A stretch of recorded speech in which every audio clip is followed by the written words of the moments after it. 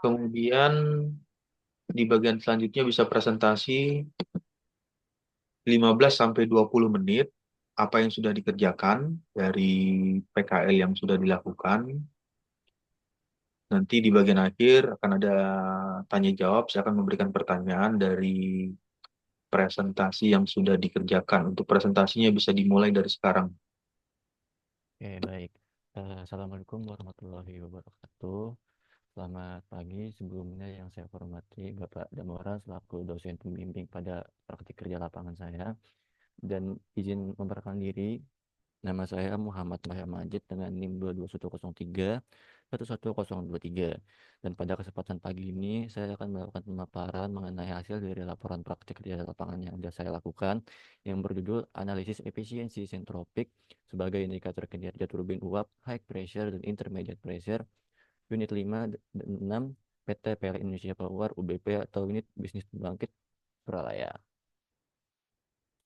Oke, untuk praktik kerja lapangan yang untuk lokasi atau perusahaan di mana saya melakukan praktik di lapangan itu berada di PT PLN Indonesia Power yang merupakan anak perusahaan dari PT PLN Persero yang berfokus sebagai produsen listrik di Indonesia.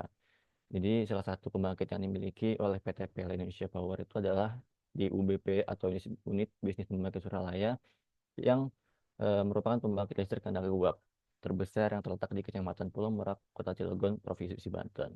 Dan untuk saya melakukan praktik di lapangan ini berada di posisi atau berada di divisi eh, pemeliharaan turbin untuk unit 5 sampai unit 7 seperti itu.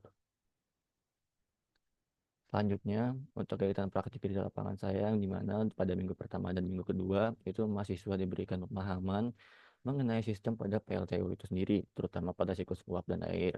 Dan juga mahasiswa diajak langsung untuk melakukan observasi pada komponen sistem PLTU, di mana mahasiswa juga diajak untuk ikut dalam mengawasi langsung untuk plugin pada HP Heater 6. Jadi untuk dokumentasi yang ada di sini, di mana untuk yang di atas ini merupakan saya diberikan pemahaman atau diberikan pembelajaran seperti itu dari teknisi maupun dari mentor yang ada di sana mengenai dari sistem PLT itu sendiri, terutama pada siklus uap dan air yang merupakan siklus yang vital terhadap dari sistem turbin itu sendiri. Dan juga untuk yang di dokumentasi di foto bawah itu merupakan proses tap plugging atau proses penutupan pada plugging di mana terjadi kebocoran seperti itu. Jadi dilakukannya itu plugging itu untuk ibaratnya itu semacam mencegah lah untuk dari kebocoran itu terjadi seperti itu. Dan pada saat tap plugging ini dilakukan, itu dilakukannya bypass atau dilakukannya seperti di skip itu atau seperti kayak aliran uapnya itu nanti akan melewati dari si yang harusnya melewati HP terenam itu nanti akan langsung melewati ke HP tertuju. Jadi seperti kayak di bypass atau dilangsungkan seperti itu. Jadi tidak eh, melewati dari HP ternama ini pada saat dilakukannya tap lagi. Lalu pada minggu ketiga dan minggu keempat, mahasiswa atau kami itu eh, melakukan pengambilan data. Dan untuk saya sendiri itu saya mengambil data aktual dari unit control room, di mana saya mengambil data aktual untuk unit 5 dan unit 6 seperti itu. Dan nantinya saya akan melakukan analisis itu di minggu ketiga dan minggu keempat. Dan juga di minggu keempat ini juga mahasiswa diajak untuk melakukan pengawasan terhadap proses rolling pada turbin unit 6, di mana untuk proses rolling ini eh, dimulai untuk menyalakan turbin untuk mencapai dengan RPM atau putaran yang ideal seperti itu. Jadi untuk dokumentasi yang ada di sini, di mana untuk di atas ini adalah di mana saya melakukan pengambilan data di unit control room, dan juga untuk di bawah itu adalah proses dari rolling pada turbin unit 6 seperti itu. Lalu untuk problematika dan studi kasusnya, di mana hal ini didasari oleh hasil dari observasi dan juga diskusi yang telah saya lakukan terhadap teknisi, di mana ditemukannya tuh bahwasanya ada salah satu isu potensi penurunan efisiensi termodinamika ke turbin akibat kebocoran pada pemanas awal. Hal ini didasari oleh penglihatan saya sendiri pada saat melakukan observasi, di mana ada beberapa kebocoran yang terjadi, baik itu terjadi di HP heater, di valve maupun di turbinnya itu sendiri. Dan juga hal tersebut tuh berdampak gitu pada performa dari unit secara keseluruhan, tetapi juga juga berpengaruh terhadap konsumsi bahan bakar. Maka dari itu, studi ini mengangkat eh, studi kasus ini mengangkat perhitungan daya turbin dan juga efisiensi sentropik sebagai objek utama kajian yang saya lakukan dengan menggunakan data operasional aktual dari turbin, high pressure dan intermediate pressure pada unit 5 dan juga unit 6. Analisis ini dilakukan dengan membandingkan performa aktual terhadap kondisi ideal berdasarkan desain turbin. Jadi analisis yang dilakukan itu saya mengcompare atau membandingkan kondisi dia dan juga kondisi aktualnya seperti itu. Dan juga proses ini membutuhkan evaluasi parameter seperti entalpi masuk dan juga entalpi keluar turbin. Entropi pada kondisi inlet, nilai entalpi ideal entropi pada tekanan outlet yang diperoleh melalui melalui metode interpolasi linear dan juga estimasi daya turbin berdasarkan rumus termodinamika.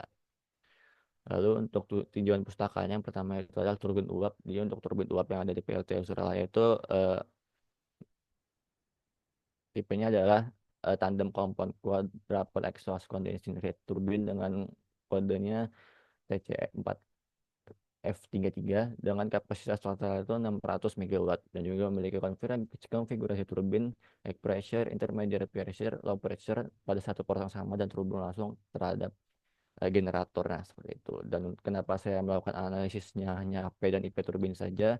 Karena untuk HP dan IP turbin itu memiliki semacam lebih ke vital gitu pada dalam artian kondisi ini tuh lebih ke yang memiliki pressure yang gede sehingga dua dua turbin itu atau dua ya HP dan IP turbin ini adalah lebih vital daripada turbin LP itu sendiri karena ketika emang ada perubahan ataupun kayak semacam ada perbedaan hal itu dapat berdampak langsung terhadap dari kondisi kinerja dari turbinnya itu sendiri seperti itu.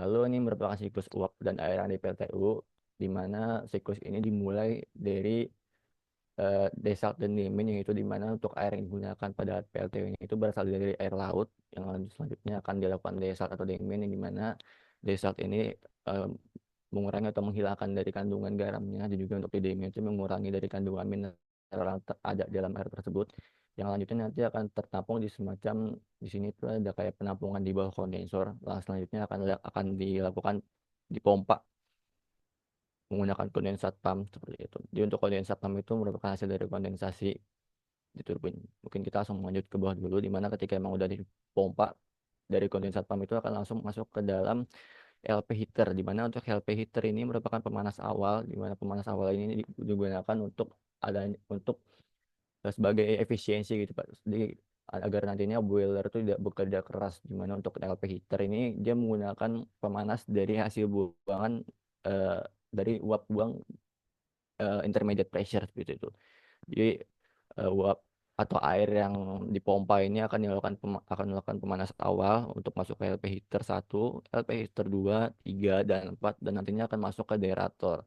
Dan untuk di derator ini juga dilakukan pemanasan, namun untuk di derator ini pemanasan dilakukan untuk nantinya uap dari pemanasannya itu akan ditampung seperti kayak semacam oksigen maupun gas-gas yang berbahaya nantinya seperti itu. Makanya di derator ini terdapat kayak penampungan di atasnya yaitu untuk penampungan uap atau gas-gas yang eh, berbahaya untuk sistem dari PLT itu sendiri. Di setelah melewati derator itu nanti akan selanjutnya di bus atau di BF atau di BFPT atau dipompa kembali. Di BFPT ini adalah boiler feed pump turbin. Nah, kenapa adanya bus dan BFPT? Karena untuk komponen yang ada di sana atau eh, kondisi yang ada di sana itu derator itu berada di lantai paling atas dari site atau dari lokasi hmm, apa komponen dari PLTU sendiri. Jadi deratornya ada di lantai paling atas dan selanjutnya akan langsung diturunin kembali ke lantai paling bawah. Nah, makanya dipompa kembali eh, dan juga ditambah dengan bus untuk efisiensi dari pompa itu sendiri agar lebih kuat dari penyedotnya seperti itu. Lalu setelah dipompa itu masuk kembali ke HP ter-6, HP ter-7, dan HP ter-8. Jadi untuk HP 678 juga menggunakan pemanas dari uap buang dari intermediate pressure. Nah, selanjutnya setelah melewati HP ter-8 itu akan masuk ke economizer, di mana untuk economizer ini juga merupakan pemanas sebelum nantinya masuk ke boiler. Namun untuk di economizer ini pemanas atau uap yang digunakan untuk melakukan pemanasan itu langsung berasal dari boilernya seperti itu. Terus setelah masuk ke economizer itu akan masuk ke dalam boiler di mana nanti ada superheater dan juga reheater. Nah, untuk eh, uap yang sudah masuk ke superheater itu nanti eh, akan mencapai titik tertinggi di mana titik tertinggi itu berada di tekanan 169 kilogram per second dan juga dengan temperatur itu 538 Celcius. Ini untuk uap yang berasal dari boiler itu akan masuk ke dalam HP turbin. Yang selanjutnya setelah masuk ke HP turbin itu nanti akan dilakukan pemanasan kembali. Makanya di sini dari HP turbin itu balik lagi ke dalam boiler. Nanti akan masuk ke dalam reheater. Nah, selanjutnya setelah masuk ke dalam reheater itu akan masuk kembali ke dalam IP turbin. Nah, selanjutnya setelah masuk ke IP turbin itu nanti uapnya akan diekspansikan ke LP1 dan juga LP2. Selanjutnya ketika emang sudah masuk ke LP1 dan LP2, itu nantinya uapnya akan masuk ke dalam kondensor untuk dikondensasi atau digunakan kembali agar nantinya siklus ini dapat berputar terus-menerus dan juga memiliki efisiensi eh, terhadap si PLT itu sendiri. Di setelah masuk kondensor, itu nanti akan menjadi uapnya itu akan berubah menjadi air kembali dan itu akan terulang lagi dipompa kembali untuk melakukan pengulangan dari siklus uap dan air itu sendiri. Seperti itu. Itu merupakan siklus uap dan air yang berada di PLTU yang eh, saya berada kemarin itu di PLTU Suralaya. Selanjutnya untuk yang ketiga itu adalah metode interpolasi linear di mana metode ini merupakan teknik pendekatan numerik yang digunakan untuk memperkirakan nilai suatu variabel antara dua titik data yang telah diketahui. Di mana metode ini digunakan jika hubungan antara dua variabel diasumsikan linear dalam rentang data tersebut. Untuk rumusnya itu adalah Y0 ditambah Y1 kurang Y0 dibagi X. Satu kurang X0 dikali X kurang X0. Jadi untuk metode interpolasi linear ini saya gunakan untuk mencari dari parameter-parameter yang saya butuhkan terhadap untuk mencari si efisiensi entropik. Itu nanti akan saya bahas di hasil pembahasan. Lalu selanjutnya yang keempat itu ada efisiensi entropik, di mana efisiensi ini didefinisikan sebagai perbandingan antara kerja aktual dan yang dihasilkan oleh turbin eh, terhadap kerja maksimum yang dapat diperoleh jika proses ekspansi berlangsung secara isentropik, di mana efisiensi ini digunakan untuk mengukur seberapa dekat kinerja aktual turbin terhadap kondisi idealnya, di mana proses ekspansi uap dianggap berlangsung secara entropik, yaitu ekspansi atau kompresi tanpa adanya rugi atau entropinya konstan, dengan rumus di mana satu dikurang H2 atau entalpi uap masuk turbin dikurang entalpi uap keluar turbin aktual dibagi dengan entalpi uap masuk turbin dikurang dengan entalpi uap isentropik dikali 100 dikali 100%.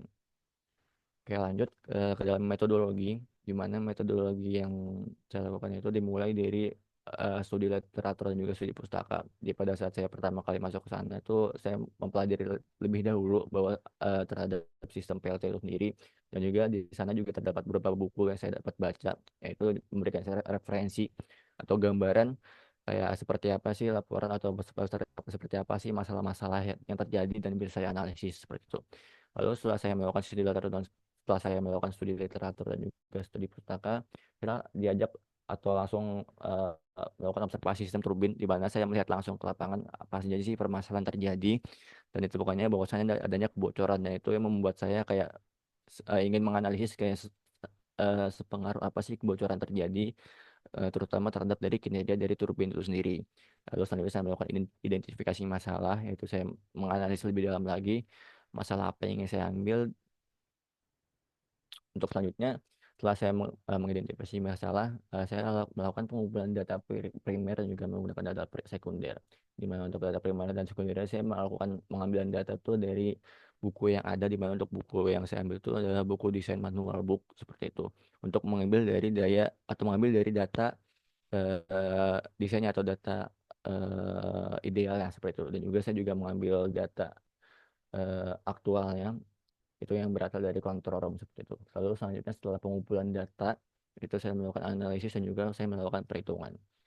Jadi dulu masuk ke sini itu apakah mendapat hasil dengan angka yang realistis. Jika iya saya akan melakukan kesimpulan dan juga rekomendasi juga tidak itu saya akan pengumpulan atau saya akan mengambil data lagi. Jadi kemarin sempat ada case di mana pada saat saya melakukan data atau analisis itu didapatkan hasil yang tidak masuk akal di mana saya kemarin sempat eh, menghitung dan didapatkan hasil kalau nggak salah itu efisiensinya mencapai di angka 600% atau itu di atas 100% di mana itu merupakan angka yang tidak masuk akal. Lalu setelah saya mendapatkan atau saya mendapati bahwasannya angka ini tidak masuk akal, lalu saya mengambil data kembali dan ternyata benar bahwasannya data yang saya ambil itu ada yang salah dan itu juga berasal dari sistem dari konsorsium itu sendiri.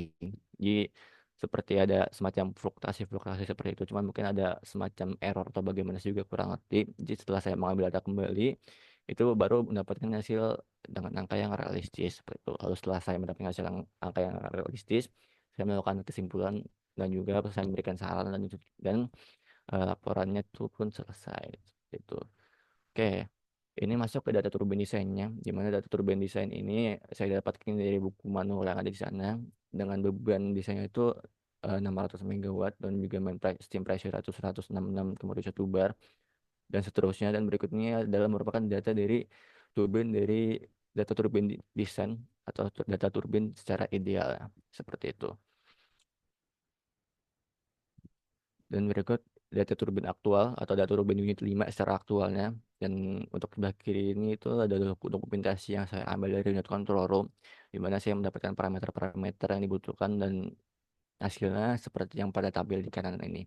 Di mana untuk beban yang terjadi pada aktualnya itu eh, hanya mencapai 57,1 megawatt saja dengan dengan pressure juga temperatur yang seperti ini, seperti itu. Cukup banyak. Lalu untuk data 2006 seperti ini sama di mana saya mengambil data dari unit control juga dengan parameter yang sama dan namun untuk bebannya itu berbeda di mana untuk aktual dari turbin 6 pada saat saya mengambil data itu ada di angka 541 megawatt. Oke, masuk ke perhitungan daya turbin. Di mana untuk perhitungan daya turbin ini saya menggunakan rumus M kali H1 dikurang H2 atau entalpi masuk dikurang entalpi keluar. Ini merupakan perhitungan untuk daya turbin desain di mana perhitungannya M-nya itu 108.510.510 kg per hour. Ini merupakan main steam flow atau ya main steam flow yang berlangsung dari boiler seperti itu.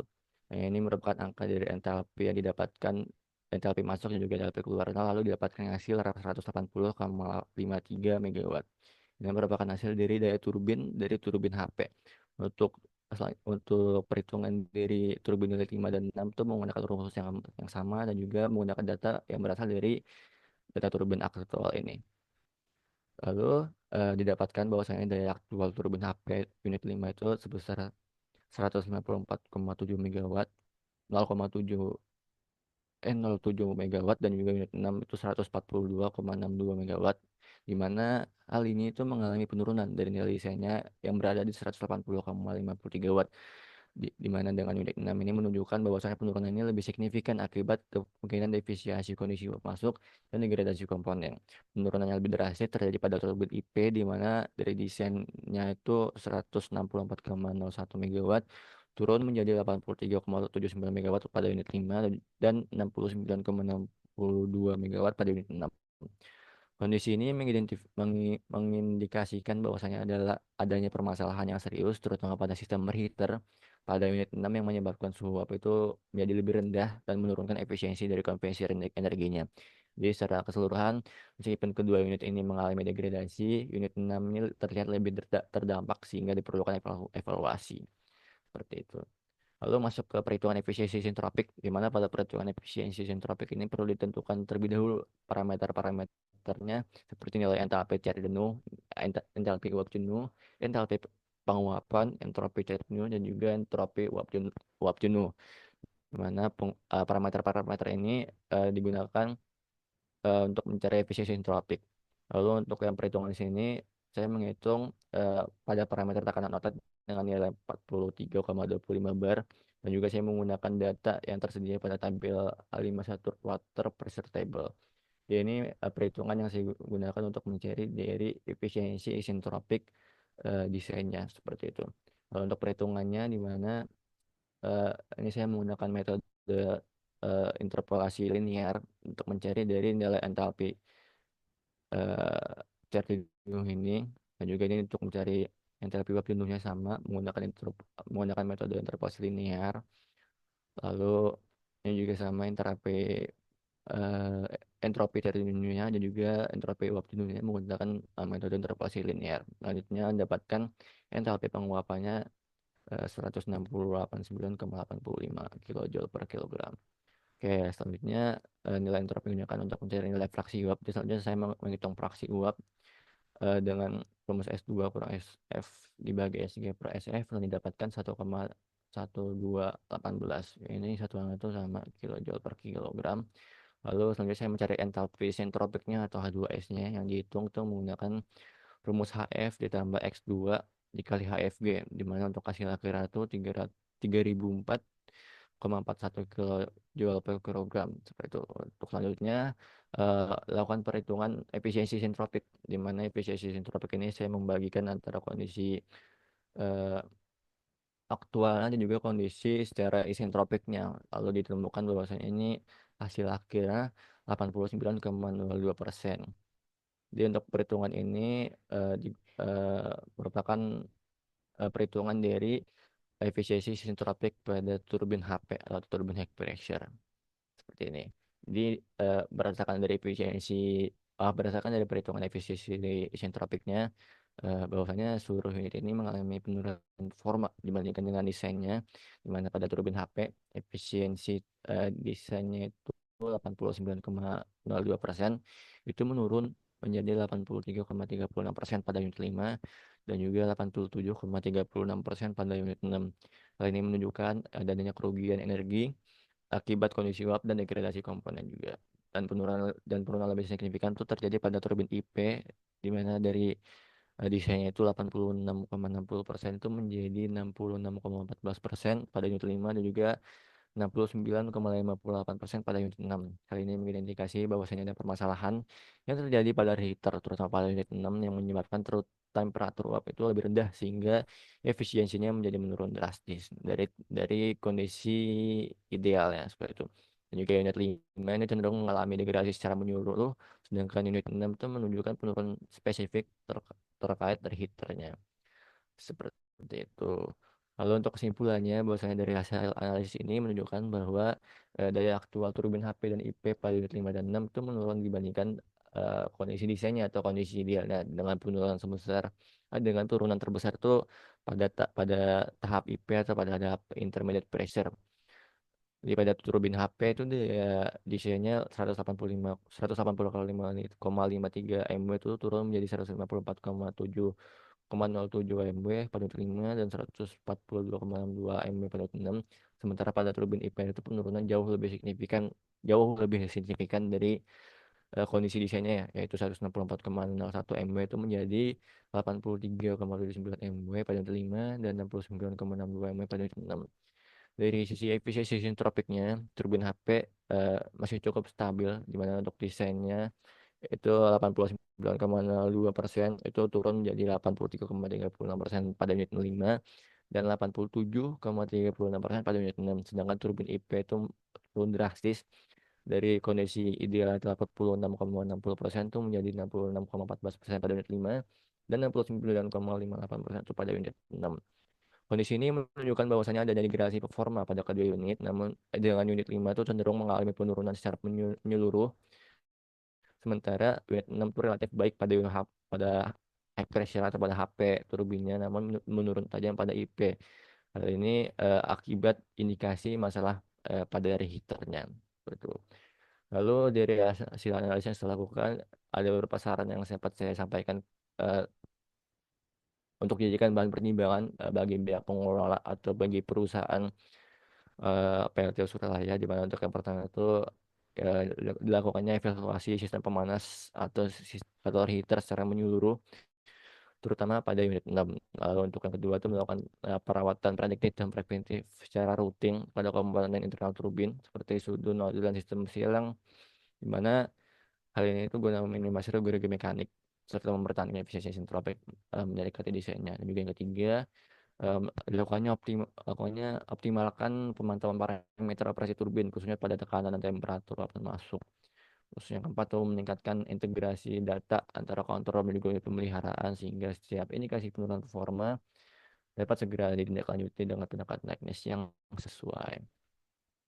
Seperti itu. Mungkin cukup sekian Pak pemaparan dari hasil dari laporan praktik di lapangan saya. Apakah ada beberapa pertanyaan untuk Ya, bagaimana? kembali lagi ke ini, ke slide pertama ya. Baik Pak.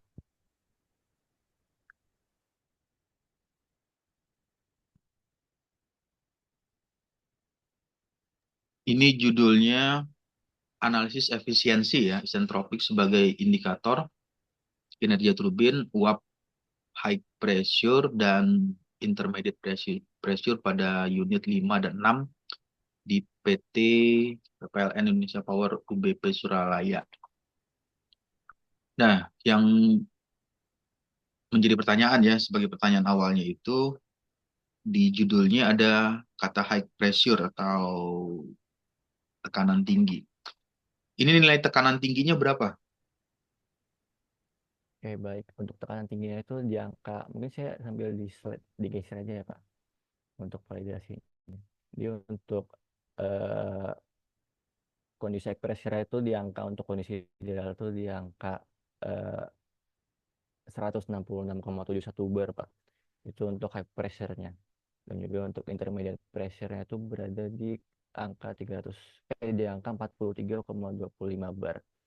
Di setinggi 166,71 bar itu untuk eh, high pressure turbinnya Pak. Seperti itu. Oke, kemudian yang berikutnya,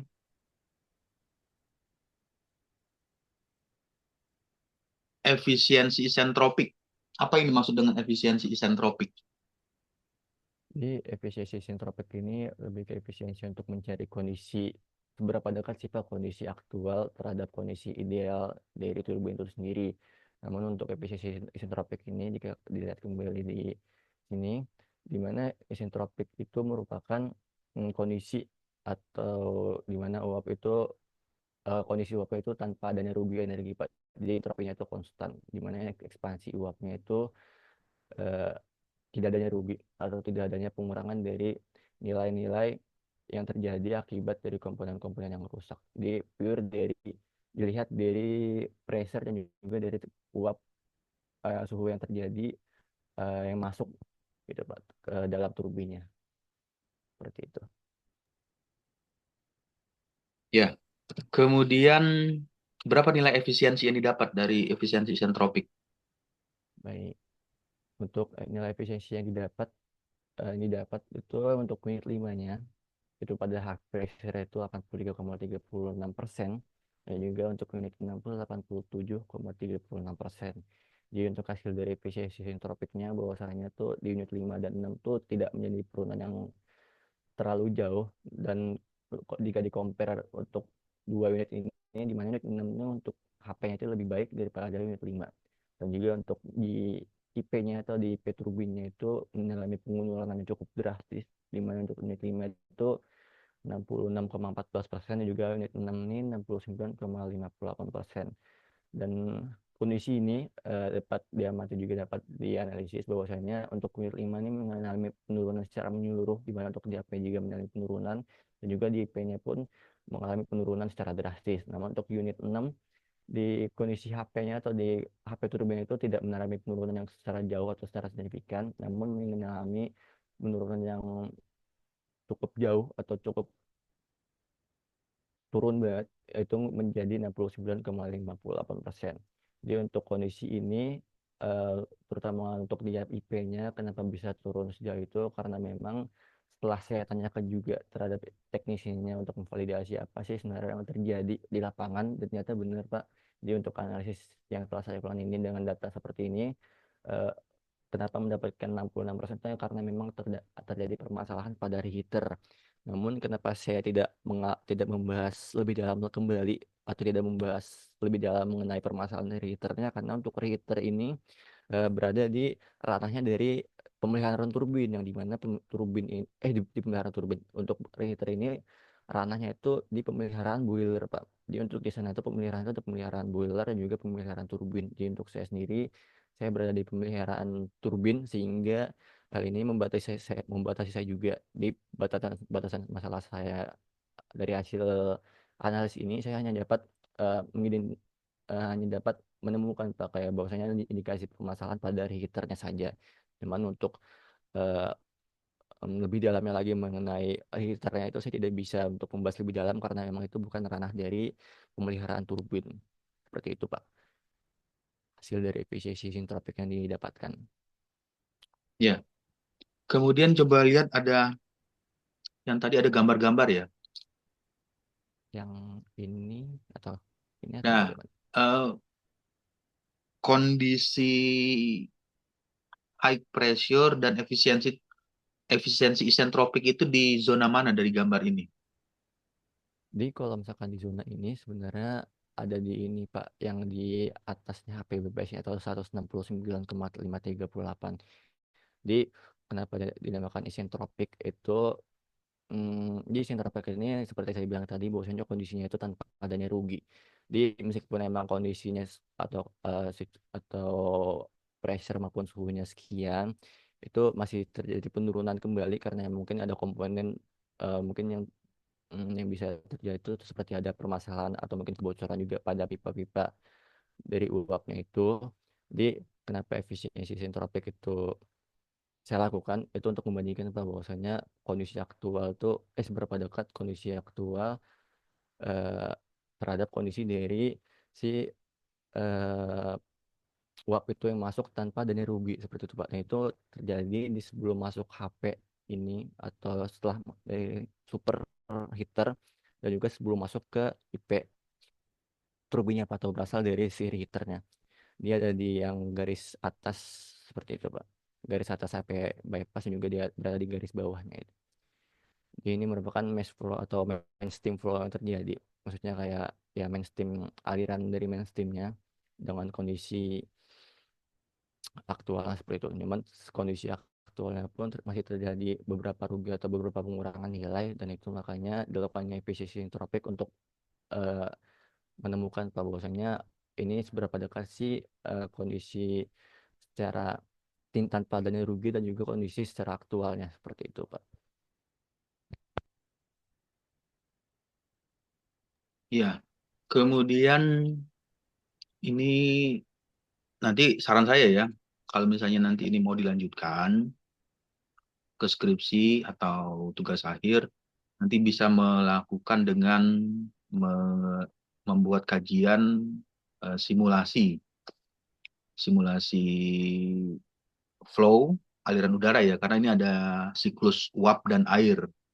Di Ya, gambar ini kan ada siklus uap dan air. Jadi nanti bisa membuat studi numerik atau eh, simulasi CFD untuk siklus uap dan air pada turbin tadi turbin berapa yang digunakan? turbin HP dan turbin IP Pak. Ya, Pressure jadi dan bisa menggunakan pada jenis turbin itu.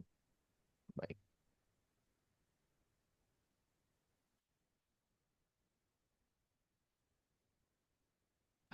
Saya rasa cukup ya untuk presentasinya dari laporan PKL, praktek kerja lapangan. Kemudian nanti eh, untuk soft file-nya tolong dilengkapi ya. Soft file Office Word-nya, ketikannya nanti coba dilihat lagi untuk rumusan masalah. Rumusan masalah sudah ditambahkan belum? Di Sudah Pak, saya sudah tambahkan di laporan saya. Dan sebenarnya untuk laporannya pun juga udah siap Pak, baik itu hard copy dan juga soft copy-nya. Jadi mungkin nanti setelah ini bisa langsung saya kirimkan aja ke Bapak atau bagaimana. ya, Baik Pak, jadi nanti itu ya bisa dikirimkan. baik Pak. Kemudian eh, rumusan masalah nanti dicek lagi nilai ini ya, apa penulisan tulisannya. Pastikan nanti kalau misalnya ada tulisan yang berbahasa asing atau di luar bahasa Indonesia nanti dibuat menjadi italik, cetak miring ya. Ya. Siap Pak. Oke, untuk presentasinya saya rasa cukup. Untuk laporan praktek kerja lapangan dari presentasinya bisa ditutup. Oke, baik. Sekian presentasi yang sudah saya lakukan. Mohon maaf bila ada kesalahan kata. Yang saya ucapkan kurang lebihnya mohon maaf. Wassalamualaikum warahmatullahi wabarakatuh. Terima kasih Bapak dan Ya, Mbaknya sudah meluangkan waktu. Waalaikumsalam warahmatullahi wabarakatuh. Baik, saya stop share screen ya Pak. Ya, untuk virtual Zoom-nya saya nonaktifkan ya.